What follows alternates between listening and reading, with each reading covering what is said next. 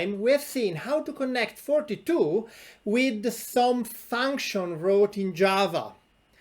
Now we are going to see how to connect 42 with an actual living Java program that can have its own threads and classes and many files and include jars and so on.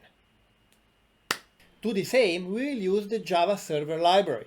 That is a particular kind of library that instead of just giving us functionalities directly, give us simply an object that we give some missing information and we get the functionality we expect. This is a very common pattern in 42 where many libraries are basically generic. They need some more information in order to actually generate the library that you really want. So here we are selecting a name for our VM. Then we use $of to instantiate our J object. That is indeed a very powerful capability object that can do absolutely everything on this remote virtual machine. J is a very powerful object indeed. It has a method load code that can take a big multi-line string of Java source code, and this source code is going to be dynamically compiled and loaded in this slave JVM. In particular, this multi-line string needs to contain a public type, so a class or a record, that has a constructor that takes an event. This constructor is called directly after the code is loaded. And the event object is an object capability in the Java world that we can use to communicate with our 42 master process. In Java process, events have three main components. They have a key, an identifier, and a message. The idea is that events with a certain key are going to be processed in a predictable order. That is, they are going to be processed one after the other in the order they arrive to the system, while events with different keys may be processed independently. That is, you can ask for an event of a certain key, and you are going to get the next event of that key. So you can explore different keys at different speeds. Here, in the constructor of bar1, we are doing event.register event bar ask ID message any string computed in Java using ID and message. We are selecting bar ask as the key. That is, we are registering a callback for events on the bar ask queue. If the event have a certain ID and a certain message, we will do an action as the response. That is, we will return the string, any string computed in Java using ID and message. Back in 42, we can call j.askEvent.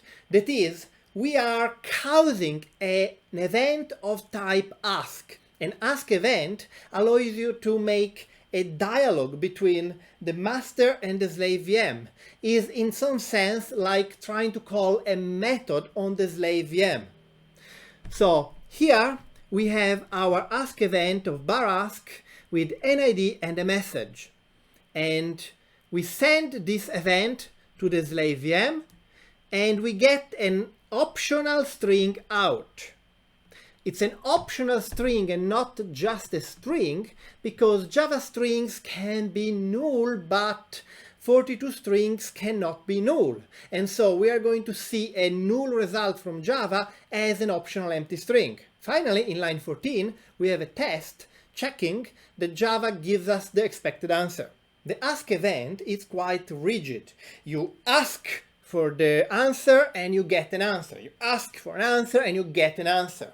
To model more flexible kinds of interaction, we can use just a normal event, and we can define our application sort of following a model view pattern, where the view is the Java slave and the model is our 42 code, and they can communicate sharing events. As you can see from the code here, you can define a handler by using j.handler class decorator, and then every method annotated with j.handler is going to be recognized as a handler. Whenever Java sends an event whose ID correspond to a method name annotated with j.handler, the system will transform the reception of this message into a call to this method. So in this case, when we receive the message from Java to 42, we will increment our counter, we will print the bug Pong received message with count equal this.count,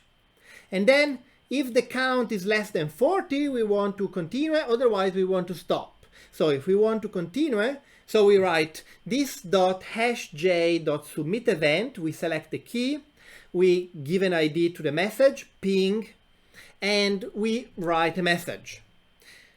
And we assume nothing is going to fail, and if it's going to fail, we are going to turn this exception into an error. If instead we are over 40, we just send the kill message on our slave. The ping pong main starts by basically defining a small Java file inline in this multi-line string, where we have our public record bar2 that takes the event capability object that lets us communicate with events, and in the constructor we set up our event logic. We register two events.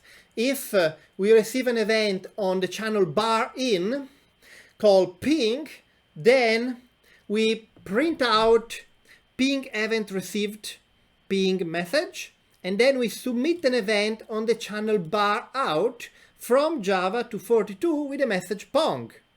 As you can see, we are using two different channels, bar in and bar out, so that Java can talk to 42 on one channel and 42 can talk to Java on the other channel. In this way, the messages are not mixing with each other. Then we manually define how to answer to the kill message, as doing a final printout and then system exit. This will effectively shoot down the slave. We then instantiate our model and we send a first message that is going to start our ping pong of messages between Java and 42. JavaServer is quite flexible as a library, and so allows to have a map from models to event keys. And so here we are setting up that on the key bar out, we respond with our model object model. And also in line 33, we keep a list of all the keys that we have to listen from Java. Finally, in line 35, we have a literal event loop, where we say for all the events then this Java slave sends from one of the keys that we are listening on, this event will be processed by our models map. Notice how both the list of keys and the models map are mutable objects. So one thing that is possible is that as an answer to an event, we can modify those objects and start or stop to listen to certain keys, or we can swap which model is answering to which event. The most important thing we have learned in this chapter is that while in other languages usually a C process is just one operating system process, a Java process is just one operating system process, a 42 process is actually a cluster of many low-level operating system processes that communicate with each other by serializing strings. To the best of my understanding, this is the only way that is actually portable on both Windows, Linux and Mac to have a secure system, a system where your 42 process can be system complete, can do absolutely everything, but no matter what the 42 process is trying to do, the operating system is never going to allow low-level feature inside of the 42 process to corrupt the semantic of the 42 process itself. In this chapter, we have seen how hash dollars allows to interact with non-deterministic features. And if you think about it, there is something more to non-determinism than just input-output or other system calls. Every time you try to allocate an object or you try to call a method, it could be that your finite memory, it's over. And it's over, you're going to get an error. And those errors are non-deterministic. So we can't afford to just be able to capture those errors normally. However, it's really important to be able to capture those errors, because while for some applications it's okay to just crash and burn if there is a Stack Overflow, for other applications like, I don't know, a nuclear plant control system, you want to be sure that your process will keep going and it will keep executing good fail-safe operations even in the presence of Stack Overflow, memory overflow, other kind of errors like that. In 42, those kind of non-deterministic errors can only be captured inside of $$ methods. For example, here I'm showing a method that is guaranteed to go in Stack Overflow. Class method void loop equal this.loop. That is, we are keeping calling ourselves recursively until we obviously Stack Overflow. And then I can have a method $loop stop that is calling looping.loop, and then it's doing catch error system.nondeterministic error, and we do something. This code will deterministically print this is printed, and then it will deterministically print, and then this is printed. However, we don't know how many loop steps it's going to take for the Stack Overflow to actually happen in practice. We can then call our method from any main or from any mute method of a capability object, that is, an object that is created with a $$ factory. In chapter 5 and 6, we have seen how to make some parallelism with 42 in a way that is absolutely unobservable.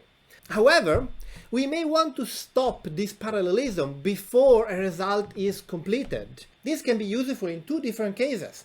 First, we have found the solution already, so we don't need this parallel computation to continue.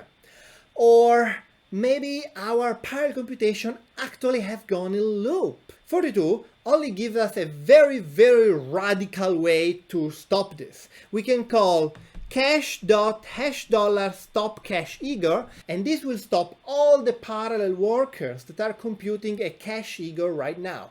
Okay, this was the end of chapter 9. Chapter 10 is about exercises, and so instead of just going through the guide for chapter 10, I think it makes much more sense to do a bunch of videos where we explore some interesting 42 exercises directly with live coding. Okay, see you for the next time!